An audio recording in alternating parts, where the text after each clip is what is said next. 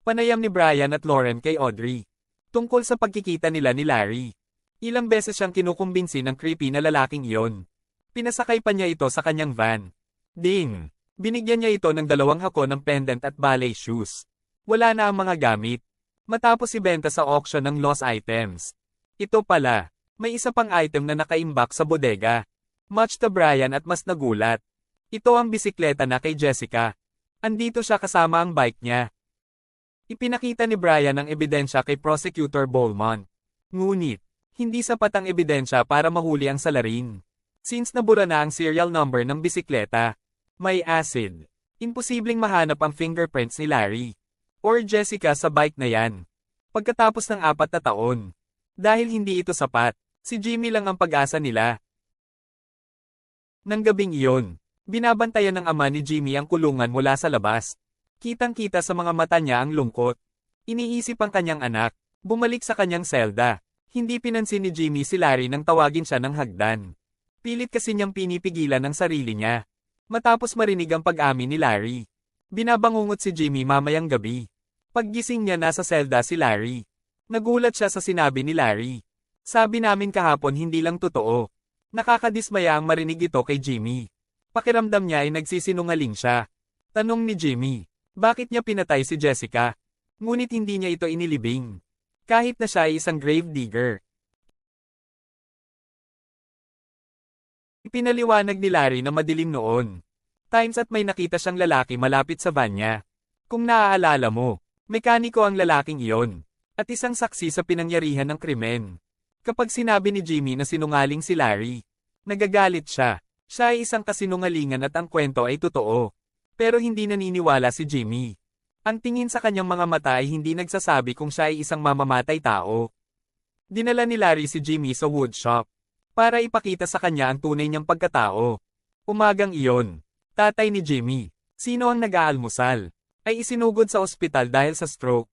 Pagpasok sa witch shop ni Jimmy, nakita niya si Larry na gumagawa sa kanyang mapa, na may 12 ng mga scatter dots. Sa sandaling iyon, sinusubukan ni Jimmy na alalahanin ito ng detalyado. Dahil sigurado siya, kung ang mapa ay nauugnay sa lokasyon, kung saan inilibing ang kanyang mga biktima. Mayroong 21 puntos doon. Mayroon din siyang 21 kotse na uwak, na simbolo ng kamatayan. Ang mapa at mga uwak ay ipapadala sa kanyang tahanan. Ang pagpapadala ay ang Gary Omiya. Alam mo ba kung ano kaya, James?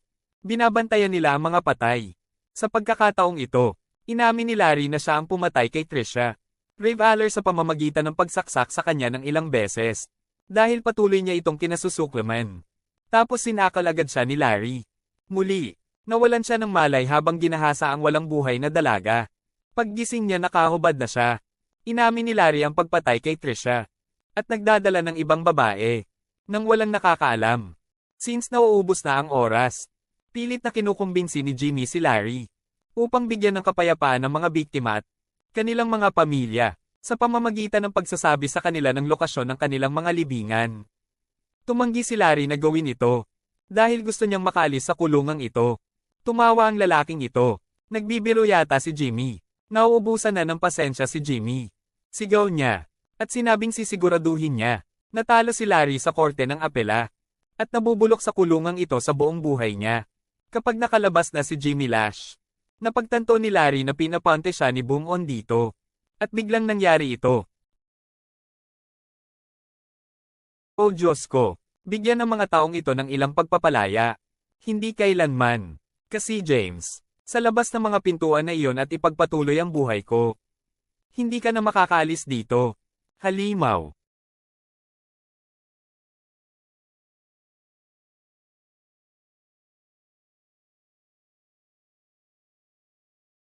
Bumalik sa isang selda. Sinubukan ni Jimmy na makipag-ugnayan kay Dr. Zykerman. Ngunit tumanggi ang mga opisyal na tulungan siya.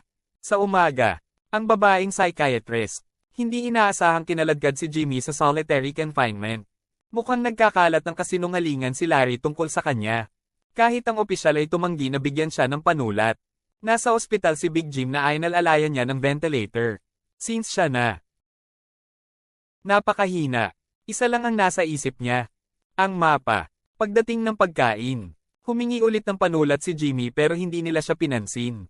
Hindi siya sumusuko, at ginagamit ang kanyang dugo upang iguhit ang mapa sa dingding ng selda. Samantala, si Larry mismo, casual na ipinadala ang mga uwak at ang mapa sa kanyang bahay. Bagaman hindi perpekto si Jimmy ay namamahala sa pagguhit ng mapa.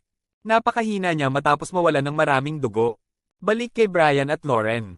Pumunta sila sa bahay ng mga magulang ni Larry para ipagpatuloy ang investigasyon.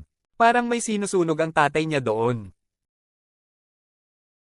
Since wala silang warrant, hinahayaan lang sila ni Gary na mag-usap sa labas ng bahay. Itong 2 taong ito, hikayatin si Gary na sabihin ang totoo tungkol sa tunay na ugali ng kanyang kapatid. Pumayag siya na hindi normal ang kapatid niya, pero hindi ibig sabihin na mamamatay tao siya. Pagbalik ni Gary sa loob, kinuha ni Brian at Lauren ang kanilang mga baril. Nag-aalala na may masamang mangyayari. Ngunit, may dala pala si Gary ng ilang litrato. Maingat, sinabi ni Jimon sa mga opisyal ang tungkol sa kanyang misyon. Itinalaga ng FBI. Ngunit hindi sila naniniwala sa kanya. 10 taon na ang nakalipas. Pinasakay ni Gary at ng kanyang ate ang isang lasing na babae. Gustong kunin ng dalaga ang virginity ni Larry. Nang lasing na ang 3 sa tent, ni-rape ni Larry ang babae. Nakakatakot ang ugali ni Larry noon. Parang ligaw na lobo.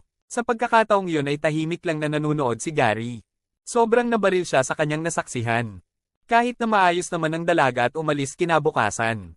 Hindi maitatanggi ni Gary na may kasamaan sa loob ng kanyang nakababatang kapatid. Minsan ang isang batang babae ay nagsasabi ng hindi sa kanyang katawan na nagsasabing oo. When this girl said no she goddamn meant. Nakikita ko siya. Kamukha niya. Lobo. Ano ang ginagawa mo sa lahat ng ito? Sa pagkabigla. Hindi. Sa wakas. Madaling mag-breed si Jimmy. Kasi, Doktor, dumating si Zeke Kerman para ilabas siya sa solitary confinement. Lauren na pumupunta agad sa kulungang ito. Gwapong lapis. Maaaring i-redraw ni Jimmy ang mapa. Sabay-sabay. Dumating ang mapa at mga ibon sa bahay ng mga magulang ni Larry. Na-trauma pa rin si Jimmy hindi na makadrawing ng maayos. Alam niya kung saan matatagpuan ang mga libingan. Ngumiti si Lauren. Pagsabi ni Jimmy, narinig niya ang mga detalye ng pag-amin ni Larry. Tungkol sa pagpatay kina Jessica at Trisha. Sa tingin niya ay sapat na iyon para sa kanyang patoto. At ang korte ng apela. Alinman sa tingin niya ay hindi sila mahalaga. O inihatid na nagtatakip sa mga krimen ng kanyang anak. Sinunog ng ama ni Larry ang mapa at ang mga ibon. Isinasaalang-alang ang isang tagumpay. Sa kanyang misyon na alisan ng takip ang mga krimen ni Larry. Abogado, Balment at ang kanyang koponan ang namamahala. Para kumbinsihin ng judge na palayain si Jimmy. Out of the court na kilala ni Jimmy si Brian. Sa unang pagkakataon, bagaman ang mga libingan ay wala kahit saan. Sinigurado ni Jimmy, hindi ililibing ng serial killer ang ibang babae. Sa pagdinig, nagpa siya mga hukom na tanggihan ang apela ni Larry. Ang apela ng mga petitioner ay narito sa pamamagitan ng pagtanggi. Dahil doon, kailangang manirahan si Larry sa bilangguan para sa natitirang bahagi ng kanyang buhay. Since hango ito sa totoong kwento, ngayon ay nagtangkang magpakamatay si Larry sa kulungan. Ngunit nabigo siya. Tuwang-tuwa si Big Jim sa pag-uwi ng kanyang anak. Bumisita si Gary sa kanyang kapatid. Dahil sa tingin niya ito ang pinakamagandang lugar para sa kanya. Hinihimok niya si Larry na sabihin ang totoo. Pero nanatiling tikom ang bibig ni Larry. Naniniwalang siya ay na-corrupt. Sa eroplano, nakuha ng isang magandang flight attendant ang kanyang atensyon. Habang nakatingin sa labas ng bintana, nakita ni Jimmy ang isang field na katulad ng iginuhit ni Larry. Matapos umamin sa 15 pagpatay. Hanggang ngayon, wala sa mga grave site ang natagpuan. At ginugugol ni Larry ang natitirang bahagi ng kanyang buhay sa bilangguan.